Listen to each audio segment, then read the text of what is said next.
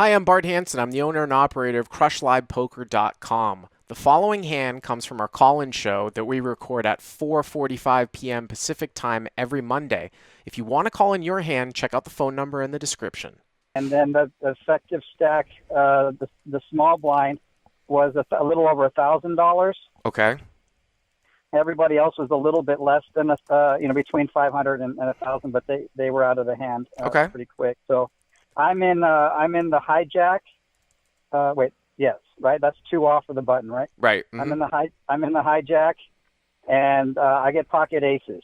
Okay. Okay. So all right, and then it gets checked to me. I've been playing tight all day, so a lot of my big hands were, I would raise a lot pre-flop, and they would get folded. So I just did a little mini raise and got called by the button. And So then the what does small that mean? blind- So it gets folded to you, and you made it 10? Yeah, I just made it $10. I just didn't want. I had kings and other big hands folded with the small raise, so I was frustrated with that. I just wanted to make sure I got called, and then I did have a couple other aggressive players I thought would re-raise me, and that's what ended up happening. The small blind made it $30, and then everyone else got folded. Well, it was already folded to me, and then I four-bet him to $100. Okay. Okay. And So so again, he's starting just over 1,000. So you make it 10, he makes it 30, and now you make 100. Just again, like one of the things here, I have no problem obviously with the four bet with these stack sizes, but this almost to me, now maybe the small blind is not this aware, but just for future reference, this is almost as strong as a limp re-raise to me.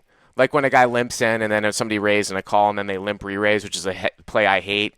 You've min raised and now four bet a three bet. Like you're screaming like you have strength. That's fine because the guy still might call you, but just telling you that. You know what I'm saying? That's why I don't like to dink and dunk like this sometimes because you're trying to get three bet. Well, now you're going from 10 and now you're four betting the small blind.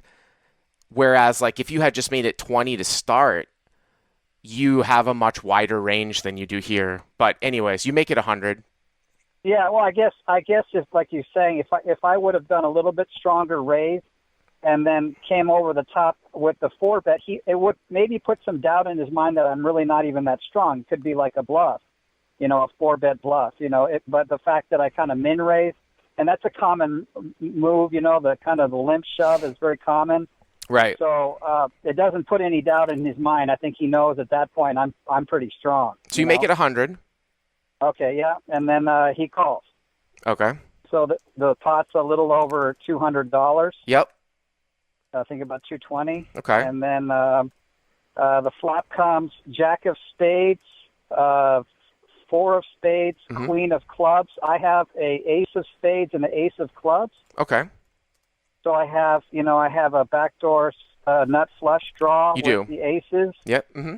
And so I just do a half-size pot. He checks to me. Yep. I do a half-size pot continuation bet, and he calls it. So you bet about 110? Yeah, about 110. Yeah. Okay, and he calls. So this is interesting here because, obviously when you start to think of a range of what a guy would three-bet with you with here, coming out of the small blind, you think, all right, well, and then call your four bet, right? So you would assume that he's going to, even if he was just screwing around as a three bet bluff because he thought you were weak, when you four bet and now he called, now his hand starts to narrow down, right, in terms of range. So maybe it's like, let's say it's nines plus here, ace king and ace queen.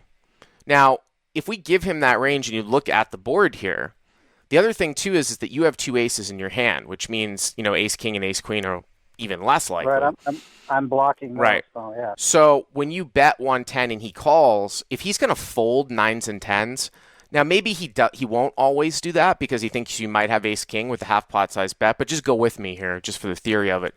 If he folds nines and tens, what is he left with here? You know what I mean? Like you might have to proceed with a little bit of caution here because I'm assuming that he's probably going to put another bet in with kings pre-flop. Maybe not always. So he could have ace-king. He could have ace-queen. Again, you're blocking those.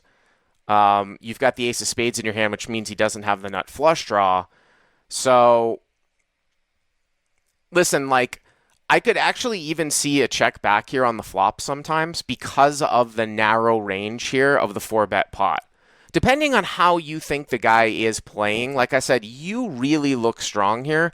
Now, he still might think you have ace king, but if he's not peeling off here with like small pairs, I could actually see a check back here, especially when you have with the ace of spades in your hand here too, which means he doesn't have the nut flush draw.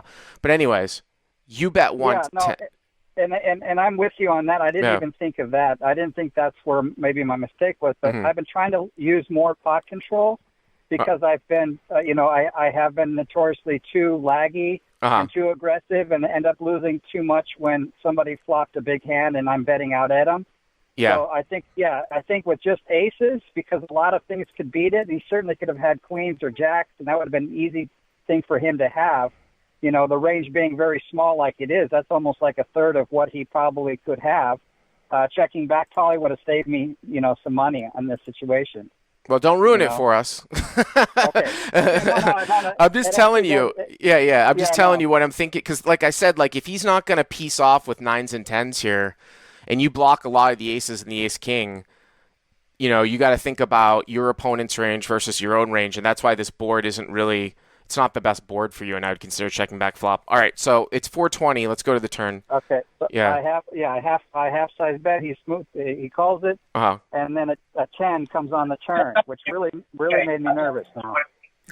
A 10 comes on the turn. Yeah, that's a really bad card for you, obviously. Yeah. I didn't like it though. 10x, like not a flush draw, right? Yeah. Okay. It was a 10 of hearts. 10 of hearts. 10 of hearts. So he checks, I assume. Yeah. He donk bets half pot, and this is where it threw the whole hand into like, whoa, what's going? I had to really think. So he bets. So he bets half the pot. Yeah, he donk leaded for $210, $220, something like that. I gotta tell you, man. Like, I mean, some people give me shit about saying like how you can't fold with pot odds and stuff at the low stakes, but something smells really bad in this hand. I told you already from the flop. I'm gonna tell you, I would probably fold now. Okay. I agree. So here, and so I'm. This is how I'm looking at it. I'm putting his range, like you said. I didn't even put his range with 9s. I put it as 10s, jacks, queens, kings, ace king or ace queen, and then really downplaying the ace king and ace queen because of the blockers. So really, he's got three of those cards on the board that he probably hit a set. Is the way I'm looking at it, and now he's donk leading me. I was like, I'm beat. I mean, yeah, and sometimes he could. I mean, the only hands that you're really ahead of here, really, like I said, would be like an ace queen. But I mean, is he going to play ace queen like this after you 4-bet when you can have ace king? That's the issue here. He's so strong when he leads on the 10, because remember, if he's calling like, even if he check call with the set of 10s, like pocket 10s here, right? What's your name, by the way? Chris, even if he check call here. If he check called the flop with pocket 10s, okay, what does that mean in terms of what he thinks you have on the flop? If he's going to check call you with 10s on the flop, what does that mean? On queen jack 4. That means that he's still putting me on, some kind of pretty strong hand. Well, no, he wouldn't check call with 10s on the flop if he thinks you have a strong hand, right? On the flop. Yeah, no. So what's the hand that you might have here that actually doesn't have a pair in it on the flop, given the pre-flop action? Say it again? What is the hand that you might have when you 4-bet pre-flop that 10s is ahead of on the flop? If you're strong when you make this play pre-flop, exactly. What hand on the flop is 10s ahead of here that you actually might have by 4-betting pre-flop? I mean, only like 9s, right? Or something. No, what's a very common hand that people play strong pre-flop? Ace king. Ace king, right? So if he's check calling the flop, he's thinking you have, if he's going to check call the flop with 10s, then he's probably thinking you have ace king, right? So now when we move to the turn, okay, now he turns a set of 10s. Well, what else does the 10 do? Well, it gives that's the Broadway right there. It completes ace king. So it makes no sense that he would have 10s here. I don't think really all that much. I Right. mean, maybe occasionally he would, Yeah. but Why is he gonna donk lead with well, the set that's getting beat by that's the in point. The close reason why tricks? he calls you with tens on the flop is because he thinks you've got a fair amount of ace king. So I don't think Okay. he's going to lead the turn all that much with tens. So when he leads turn here, he's really, really strong. The whole hand sort of stinks. What did you do? Did you call? I called the 200 Hmm. and then a blank hit on the river. So all right. Seven of, So let me stop you. So the pot is 620. It's right. 820, right? Or Yeah. After I 830 called or it, something it like was that. uh-huh. 840. Okay. Now what's the river? The river's a blank, seven of clubs, Okay. and he donk leads again with $450. Oh, you're definitely beat, man. Now that he bets the river, forget about it. What hand do you beat Okay. here? Because what is he gonna? I mean, you don't even Okay, beat so any two pair. this is why this is a great scenario because Yeah. yeah, normally, and I'm a laggy player, so I make a lot of calls. I make a lot of loose calls, even though that day I was really trying to shore up that leak, and not lose money just because I have aces or I can't put them on a hand exactly, So I was like, I seemed like I was beat right off the. As soon as he donk lead the turn, I'm like, I'm done. He's got trips or he's got something really, really big, or I thought he had Broadway, Uh-huh. but then, or something like that, because who does that? That's a big move, Yeah. right? Yeah. Okay, so I fold. I Uh-huh. fold to the $450 bet, and he shows pocket kings. I had him beat. He shows pocket kings. He shows pocket kings. Well, I mean, that's one of the thing that I mean, that's one of those ones where it's really crazy because he's just sort of what we call button clicking, meaning he has no idea what he's doing, and sometimes those guys can be hard to read. But I got to tell you, like, you're not going to be good 1 out of 3 times on the river there when he bets half the pot. Okay. And I'm just going with like 15 years of experience. It's an absurd it's an absurd play by him. He has obviously no idea what he's doing. I would make a mental note of that guy because Yeah, well, but this is the thing though about this guy. This guy is not a bad player at all, and he's made moves on me are you before. sure? Because this hand Yes, would demonstrate that he has no idea what's going on. I know. I mean, and that's why I thought either two or one of two things: either he's dumb or he's a genius. Like this is like he read it really, really well, and knew that the only move he had was to get me off. Like if he actually put me on aces, well, then that's a genius play. He played it all the way from the turn all the way to the river, just right because he wasn't just like doing some big overbet, which I might call, thinking giving him a possibility. He's just trying to pull a bluff on me, which I've seen this guy do before. I can't So give a my guy go- credit. Listen, I can't give a guy credit for turning kings into a bluff to specifically get you off aces here. no, When you have a yeah, fair no, amount of ace king in your range here too, I just don't buy it.